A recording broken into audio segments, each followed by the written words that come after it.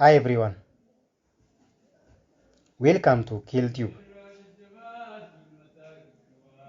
In this video, we will try to see general psychology for fresh student chapter 5, Motivation and Emotion, part 1 by Afan Oromo. Akkam jirtan? Video darbe keessatti kumaan waadaa isiniif galee yeroo itti aanu chapter 5 qabadhee isin dhiyaadha isin jedhee ture. Akkuma waadaa isiniif galee waadaa kiyyeegee chapter 5 Motivation and Emotion kan jedhu part 1 isadha. Har'a isiniif dhiyeessuudhaaf dhiyaadhee jira. Isinis video kana daawwadhaa, share, subscribe, like godhuudhaan wal biraan gahaa. Naas jajjabeessaa. Hundumti keessanuu irraa fayyadamaan isin jedha. Motivation.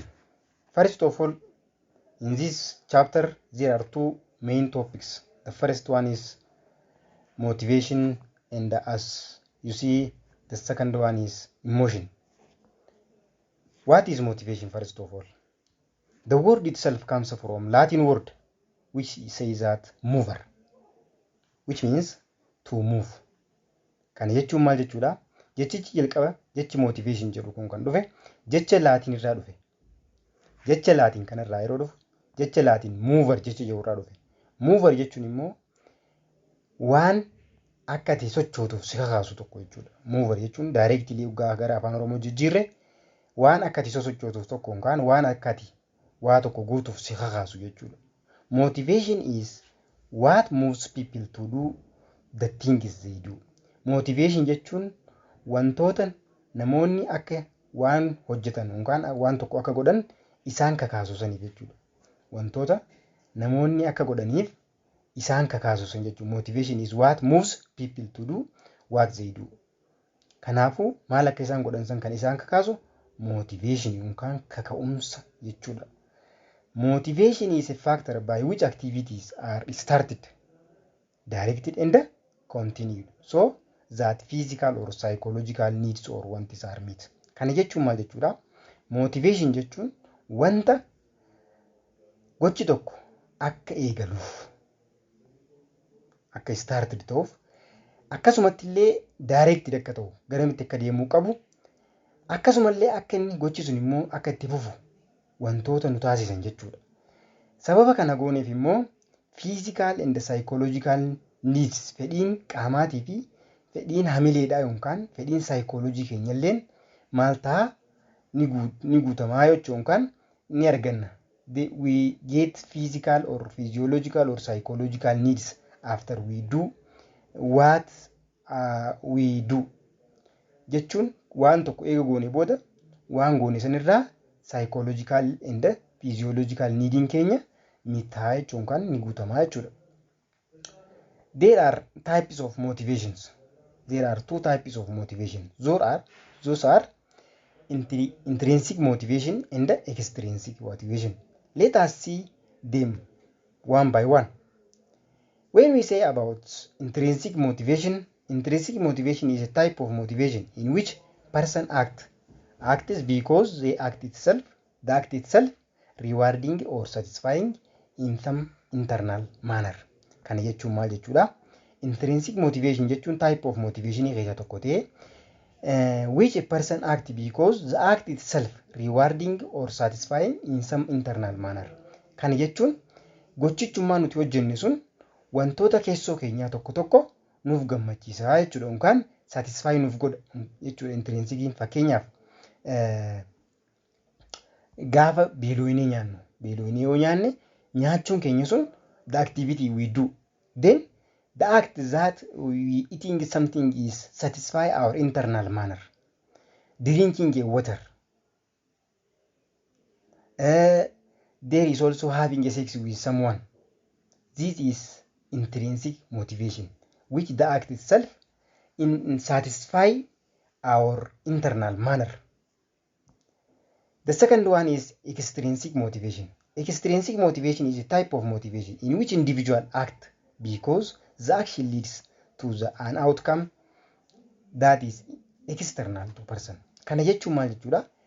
Extrinsic motivation jechuun gochoota yookaan gosoota motivationii keessaa tokko ta'ee gochichi mataan isaadhaa The action leads to outcome that is external to person. Qaama keenyarraa yookaan nurraa waan adda ta'e tokko nurraa waan ala ta'e tokko san lead godhaa jechuu gochichi. Fakkeenyaaf for example giving a child money for every A on report card. Kana jechuun maal jechuudha? Daa'imni takka yeroo hunda yoonii fi A fidde A fiduu isiisaniif qarshii yookaan maallaqa kan kenninuuf yoo ta'e that is known as extrinsic or incentive motivation jedhamuudhaan beekaman jechuudha.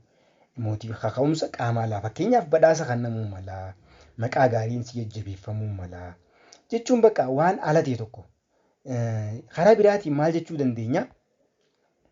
Intrinsic motivation jechuun the action that satisfying physiological need jechuudha jechuu ni dandeenya. Physiological need fakkeenyaaf fedhii qaama keenyaa waan nu guutu jechuudha. Beela'uu dandeenya, dheebochuu dandeenya, wantoota qaama keenya nu guutan san jechuudha. Kanaafuu fedhii qaama keenyaa yookaan physiological need warri meet nu godhan that is known as intrinsic motivation.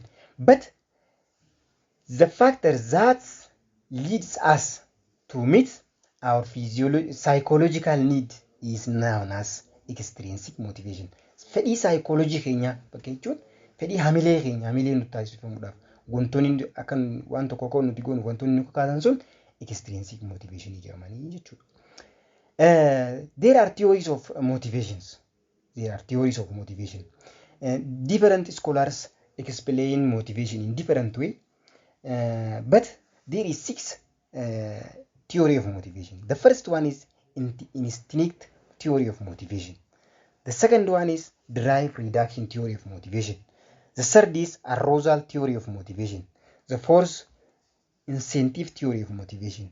The fifth, cognitive theory of motivation. Then the last and the sixth and the last is humanistic theory of motivation. Let us see them, all of 6, one by one. Whenever we talk about instinct theory of motivation, it focused on biologically determined in the innate pattern of both humans and animals behavior called instinct. Kan jechuun waan biologically determined ta'u tokko. Fakkeenyaaf waan namni biologically jechuun biologically yeroo jedhu isiniif galuu danda'a. Namaas ta'e bineensonni waan biologically waa waliin dhalatan tokko innate pattern of both humans and animals behavior is called instinct theory of motivation jenni. Warri akkasitti dubbatan motivation instinct irraa maddaa yookaan namni waliin dhalataa warri jechaa dubbataa ture maal jedhamani instinct theory of motivation jedhaman jechuudha. Just as animals are governed by the instinct to do things such as migrating, nest building, mating, and protecting their territory. Early researchers proposed that human beings may also governed by similar instinct. Kana jechuun maal jechuudha? Warri early psychologist jedhaman kun namni ni akkuma bineensota amma fakkeenyaaf bineensota laalame fakkeenyaaf wanti inni yaadee waan tokko godhuuf maaliif jira? Maaliif godaansa godaana? Wanti inni godaanuuf it is biologically determined. Fakkeenyaaf woonii fi bosonni tokko cirame, bosonni cirame sun akka inni dhiibbaa irratti qabu waan beekuuf bineensi kun ni baqataa jechuudha, migrate godha. Nest building shimbirroowwan fakkeenyaaf yeroonii fi mana ijaarratan. Manni shimbirroonni yeroonii fi muka irratti mana ijaaran maaliif akka isaan mana ijaaran maaltu akka isaan kakaase waan biologically determined ta'e tokko jechuudha. Innate patternidha qaba jechuudha waa waliin dhalatin. Mating fakkeenyaaf ammas mating jechuun waan akka saalqunnamtii gaggeessuu jechuudha. Bineeldonni fakkeenyaaf maaltu akka isaan bineensa saalqunnamtii gaggeessan isaan godha. Fakkeenyaaf asitti bineeldonni yeroo hunda asitti jechichaniin fayyadama dhiifama naa godhaadha. Bineeldonni akka namaatii miti. Yeroo barbaachisu qofa meetingii godhan jechuudha. Yeroo hunda wanti yoo jechuu osoo hin taane yeroo itti waan barbaachisu qofa. That is biologically determined jechuudha. Maaliif instinct instinct theory kana fayyadamanii jechuudha. Wanti gaariin akka gaariitti ibsu meetingii kana jechuudha jechicha kana. Yeroo gutti aanu boodanii ilaalla. Theory biraa jalatti waan kana wal qabatu waliin ilaaluu jirra.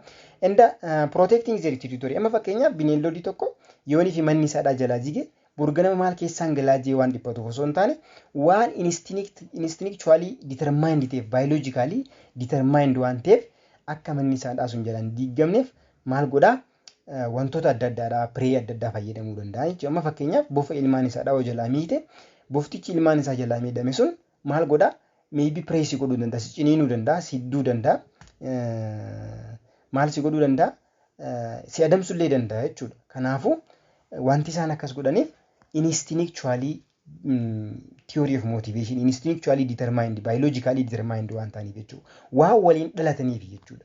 Namninis akkasuma govern ta'aa jiraniiti. Early psychologists yookaan research proposed that human beings may also governed by similar instinct jedhanii warri hawwatan warra akkasiitii jiranii jechuudha. Inni itti aanu immoo drive reduction theory of motivation jedhama. Lammaffaarratti drive reduction theory of motivation jechuun drive reduction theory propose just this connection between internal psychological state and the outward behavior. In this theory, there are two kinds of drives, primary and secondary drives. Kana jechuun maal jechuudha? Drive reduction theory wanti isaan aja'an maali? Psychological state fi outward behavior keenya jechuudha. Amma fakkeenyaaf namni tokko yoo beelti sun akka isaarraa hir'atu, beelti sun isaaf diraayiviidha. Beela san hir'isuudhaaf jechuun immoo beela san hir'isuudhaaf beelli sun akka itti dhagame san gara normaalitti jechuun gochaaleen meetaboolizimii fi anaaboolizimii jedhaman sun korrii baayoloojii irratti baratanii beekanii gaafa namni tokko beelee jechuudha. Beelti isaan diraayiviidha isaaf. Garuu immoo beela tana reduce godhuudhaaf waan tokko godha. Kanaafuu drive reduction theory jechuun bifa saniin qoodnaa jechuudha. Bifa lama waa lamaaf keessaa qaba. Primary and secondary drives jedhamuudhaan bakka lama qoodaman. Primary drives warri jennuun kun amma eenyufaadha? Primary drives are those that involve survival needs of body such as hunger and thirst. Whereas kana jechuun primary drives warri jennuun fakkeenyaaf warra survive needii warra ta'an jechuun akka nuti lubbuun jiraannuuf wantoota nu gargaaran jechuu involve survival needs of body. Kanaaf survive akka goonu wantoonni nu barbaachisan wanta akka survive goonuuf wanti nu kakaasu jechuudha. Waan survive akka goonu nu kakaasu san reduce godhuudhaaf gaafa nuti kaanii waan tokko goonu that are known as primary drives. Beelti immoo fakkeenyaaf akkuma reefu jenne primary drive dha jechuudha. Thirst jechuun immoo dheebuun thirstis primary drive dha jechuu isaanis. Garuu immoo secondary drive warri jennu those are learned through experience or conditioning such as need for money, social approval. Kana jechuun maal jechuudha? Fakkeenyaaf ati maallaqa yoo barbaadde jechuudha. Maallaqa qabaachuu yoo barbaadde maallaqni ati qabaachuu barbaadde sun that comes through what? Through experience or conditioning keessa dhufe. Social approval illee jiraachuu danda'an jechuun nama keessatti hawaasa keessa fudhatama argachuunis is known as secondary drive jedhamuudhaan qoodamanii jechuudha. Inni itti aanu theory inni itti aanu Arousal Theory of Motivation jedhamuudhaan beekaman. Arousal Theory of Motivation warri jennuun immoo eenyufaadha? Arousal approach seeks to explain in which the goal is to maintain or increase excitement. Kana jechuun maal jechuudha? Kaayyoon guddaan nuti waan tokko goonuuf arousal approach kun maal jenni? Kaayyoon guddaan nuti waan tokko goonuuf maintain yookaan galmaan gahuudhaaf yookaan gammachuu waan tokko irraa argannu increase godhuudhaaf yookaan dabaluudhaaf wanta nuti goonu jechuudha. Arousal approach. According to arousal approach to motivation, each person tries to maintain certain level of stimulation and activity. Kana jechuun maaliin isiniin jee reef akkuma waadaa isiniif gale instinct irratti meeting irratti waa'ee meeting irratti dubbachaa turre. Meeting irratti gizee dubbannu maal jechuudha? Bineeldonni yeroo itti isaan barbaachise yookaan yeroonii fi dhaltuun bineensa tokkodha. Bineeldoti hundumti isaaniidha kana biologically waan ta'eef wanni wal qaanfannu hin jiru. Biologically wanti isaan barbaachisu yeroo jiraate saalqunnamtii godhan jechuudha.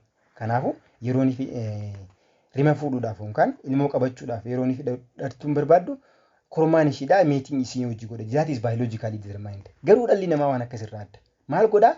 Namni tokko fakkeenyaaf yoo dhugaa dubbanne qaamni saalaa faallaa isaa qabu tokko isa cinaa jiraate nama san gammachuu nama san irraa argatu increase godhuudhaaf yeroo namni sun barbaade qofatti miti jechuudha. Namni tokko qaamni tokko yeroo barbaade qofatti miti jechuudha. Asitti baalagee taate naan hin jiinaadha. Waan bifa saniin ibsuun natti toleefiin kana isin ibse. Kanaafuu arousal approach jechuun just like that waan jechuudha. Jechuun fakkeenyaaf just like warm up fakkeenyaaf yoo dubbanne sorry to use the word warm up yoo fudhattan maal godhuufi just waan san hojjetee deebi'uu ni danda'a. Garuu immoo warmaappii godhan maybe wantoota adda addaa godhuun ni jira jechuun maal jechuudha? Arousal jechuun maintain godhu increase godhachuu barbaadan jechuudha. Kanaafuu waan akkasitti akka hubattaniin barbaada. Inni itti aanu immoo incentive theories of motivation jedhamuudhaan warri beekamanii jiran warri afuraffaadha kun jechuudha. Theoriin afuraffaadha. Incentive approach to motivation suggests that motivation stems from desire to attain external rewards known as incentive. Kana jechuun maal jechuudha? Reefu extrinsic motivation ilaallee turre warra outward ta'an jechuun kan nurraa qaama waan addaa ala ta'an jechuudha. Jechuun kaka'umsa wantoonni alaan nu kakaasan jechuudha. Fakkeenyaaf maallaqni nu kennamuu danda'a jennee incentive nu kennamuu dandeessi jennee waan akkasiiti jechuudha. Incentive jechuun boonasii jechuudha. Waan biraan qabdu incentive approach provide suggest that motivation stems from desire to attain external reward.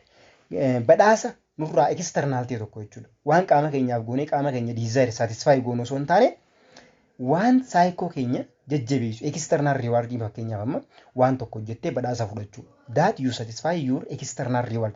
You are satisfied with external reward. You desire to attain external reward. Laala asitti waan inni hubattan barbaadu.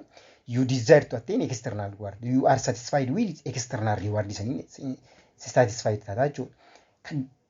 Kaka'umsa external reward tokko attain godhuudhaaf si kakaasu jechuudha. Fakkeenyaaf ati badhaasa tokko argachuudhaaf waan si kakaasu jechuudha. That the desire to attain external reward warri jedhamu warra akkanaa kanaa jechuudha. Now as incentive jedhamuudhaan beekaman. Incentive jechuun just like as you can understand from the word itself, incentive means bonus of something jechuudha.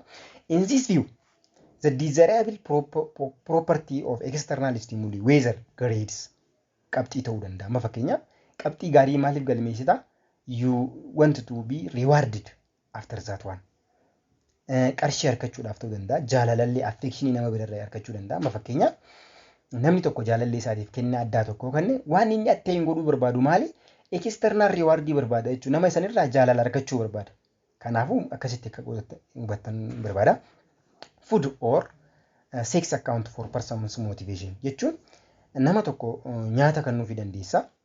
Nyaata tokko kenniteefi nyaanni ati kenniteef kun nama saniif maalidha? External reward dha bakka wanti inni sirraa barbaadu external reward isa nyaanni kennitaafi sex account for person motivation. Kaka'umsa namaatiif sex account fakkeenyaaf waan akkana jedhu just having a sex with someone or person jechuudha. Kanaafuu that is all about incentives jechuudha.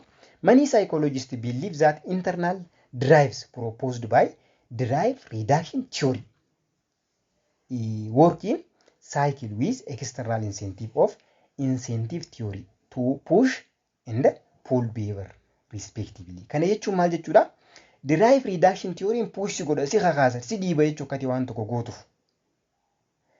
Garuu external incentive theory kun immoo external incentive theory kun immoo ofitti si harkisa jechuudha. Akkati waan tokko gootuuf ofitti si harkisa.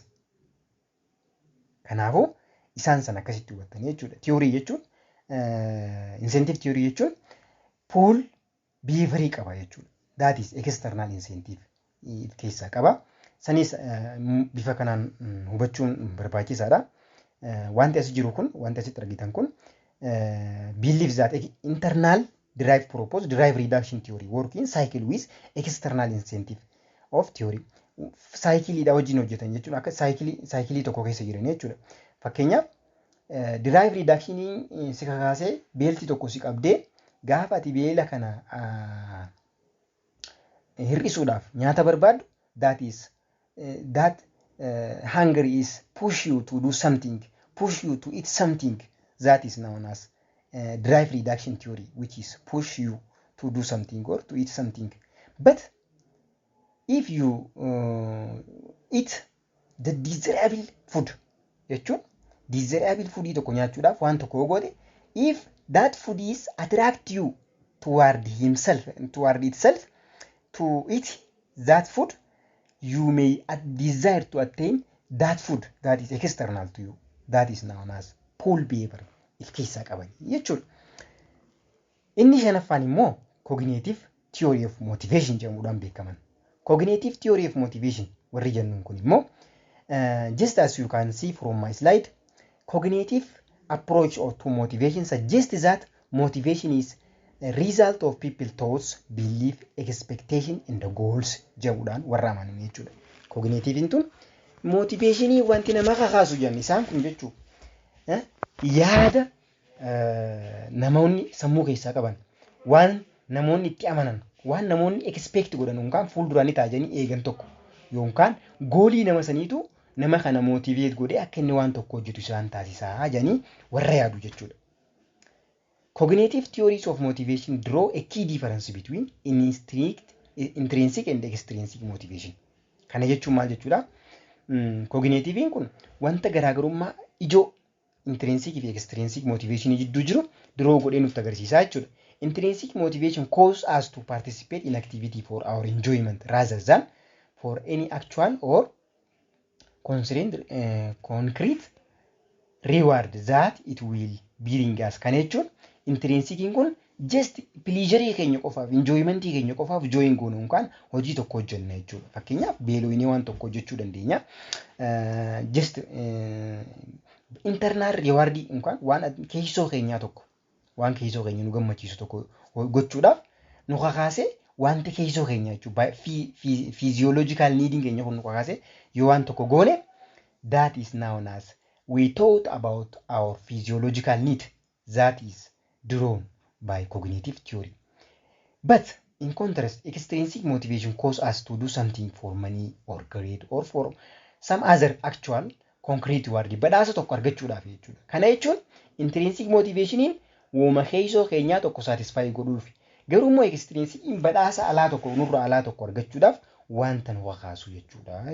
Akkasitti kana qabatanii barbaada. This is Scale Tube. Don't forget to subscribe it. The sixth and the last theory of motivation is humanistic theory of motivation.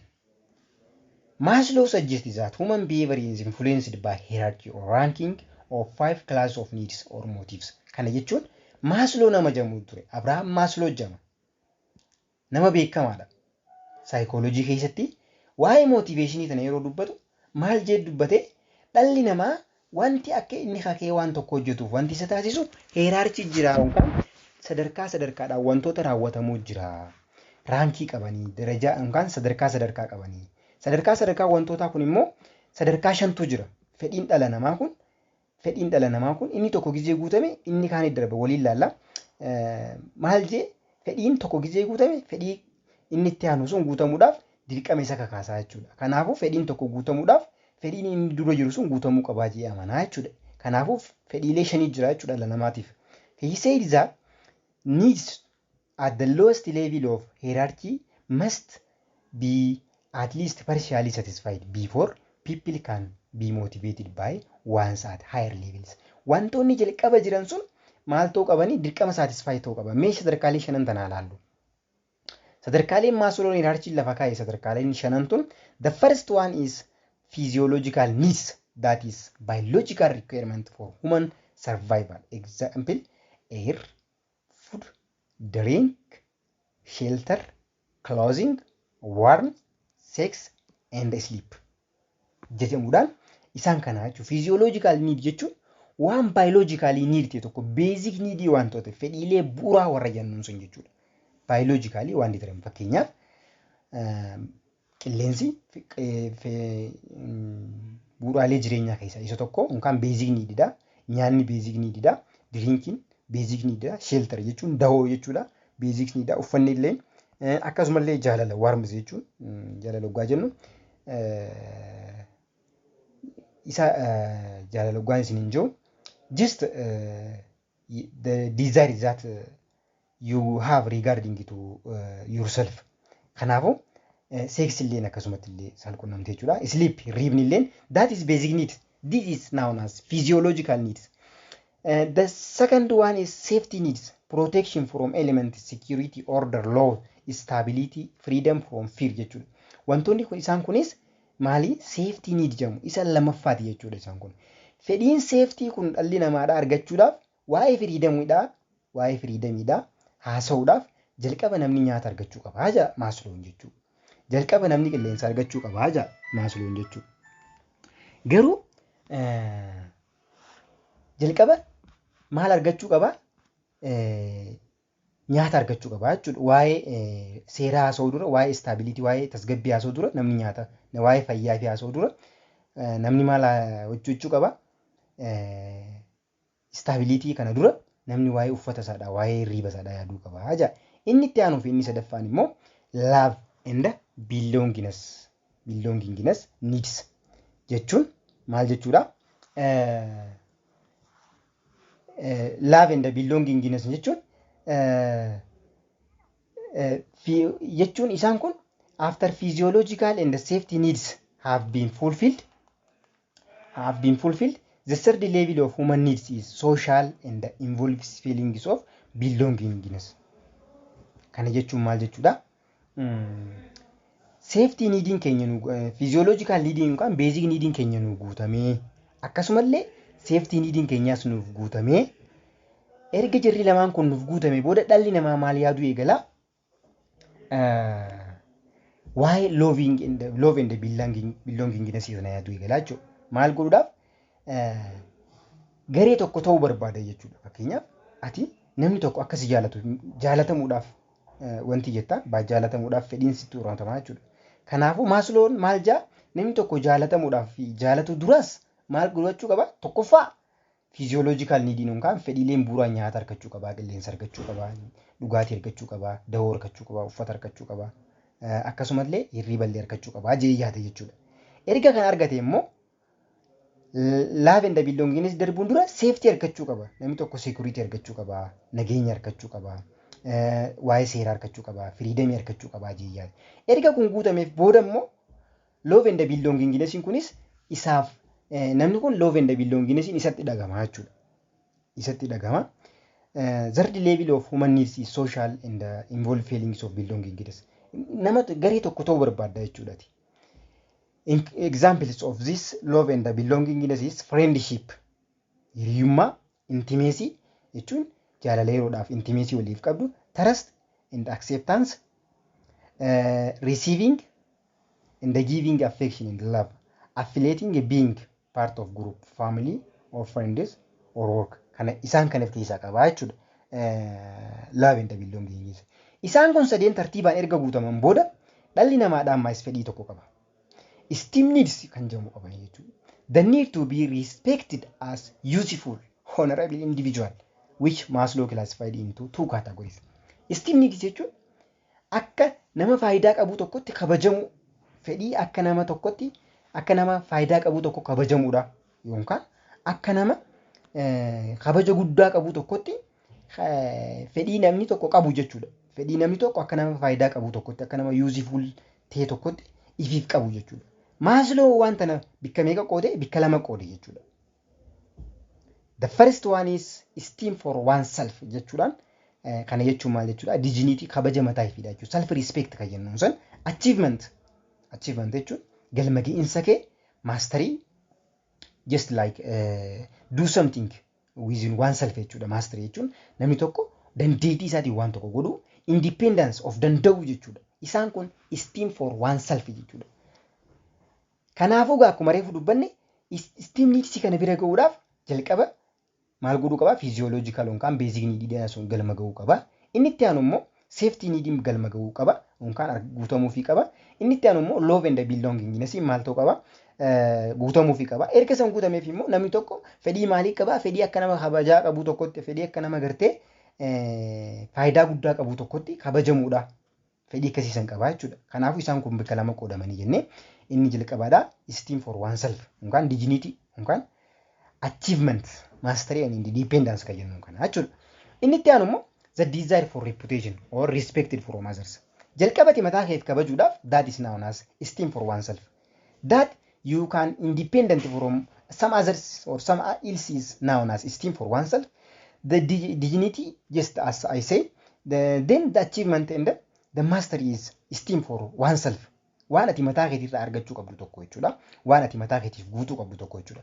Kabaja mataa keetiif kennuudhaaf jalqaba waan tokko gochuu qabda jechuudha. Jalqaba mataa namni tokko akkasii kabajuun dura maal gochuu qaba? Esteem for needs kan jennuun kun kabaja mataa keetiif kennuu qabdu jechuudha. Esteem for oneself kan jennuun. San booda maal goota? Erga kun siif guutame booda eegati mataa keetiif kabajjee mataa keetiif achiif gootee booda namni akka waan ati gartee waan tokko nama faayidaa qabu tokkotti silaaluu eegala jechuudha. Desire for reputation eegalta jechuudha. San booda jechuun maqaa gaarii qabaachuudhaaf desire goota jechuudha. Respect from others. Namni biraa akkasii kabajuuf desire goota jechuudha. Erga kun nuuf guutamee booda immoo kan biraa tokko jira. Inni dhumaadha. Maslow, Abraham Maslowdha kan lafa kaa'e self-actualization needs kan jedhamu jechuudha. Self-actualization needs kan jedhamudha. Inni kun maal jala qoodama? Self-actualization needs kun just it is one of 5 hierarchy of needs. The realizing personal potential, self-fulfillment, seeking personal growth, and peak experience. A desire to become everything one is capable of becoming. Kana jechuun maal jechuudha? Self-actualization jechuun namni tokko erga physiological neediin isaaf guutame booda, basic neediin eega isaa guutame booda, nyaanni garaan isaa erga guuttate booda, eega dhuge booda, erga moo bakka keessa galu argate booda, safety needii barbaada. Akkuma jenne waa'ee freedom dubbanne achirratti safety needii sanni barbaada. Safety neediin eega isaaf guutame immoo love and belongingness isaaf barbaachisa. Love and belongingness erga argate boodatti immoo maal barbaachisa? Esteem ammaas akkasuma bikka lama qoodama jennee esteem for oneself and respected from the others partidha. Erga kun hundi guutameef immoo self-actualization jechuudha. Realizing personal potential. Hamma waan ta'uu qabdu tokko realize godhu yookaan maal akka ta'uu qabdu tokko beeytee of baruu jechuudha. Self-fulfillment. Namni tokko mataa isiitiin waan tokko godhu jechuudha. Namni tokko mataa isiitiin waan tokko fulfill godhu jechuudha. Self-fulfillment jechuun waan mataa keetiin galmaan ga'uu dandeessu tokko beekuu jechuudha. Seeking personal growth, guddina nama personalii tokko barbaadu jechuudha. Peak experience jechuun muuxannoo kee fiixeef muuxannoo keetii bahu jechuudha. Then a desire become everything one is capable of becoming. Namni tokko erga kan hunda hubatee kan hunda taasifee booda waan ta'uu qabu tokko akka ta'uu qabu yaadaa jechuudha. This is needs. Self-actualization needs warra jennuuni. This is totally about motivation and the theory of motivations that we try to cover in this video. I promise you to the second part or for part 2. Part 2 is qabadhee isiniif dhiyaachuudhaaf waadaan isiniif gala. Video arraan tanaa keessatti waa'ee motivation fi theory of motivation dhaan waliin laalle. Kanaafuu video kana keessatti yaada qabdan, commentii qabdan naaf barreessaa. Share, subscribe, like gochuudhaan obboleeyyan keessan warra biraan geenis biraan gaadha. Guruupii adda adda irratti illee share godha. Yoo naa danda'ame maqaa warra jechuun namni commentii baay'istanii naa kennitan maqaa keessa yeroo tokko qabadhee isiniif illee promote godhuudhaaf waadaan isiniif gala. This is KelTube. Thank you to you. Watch my video. Subscribe my channel. That is my last word. Thank you.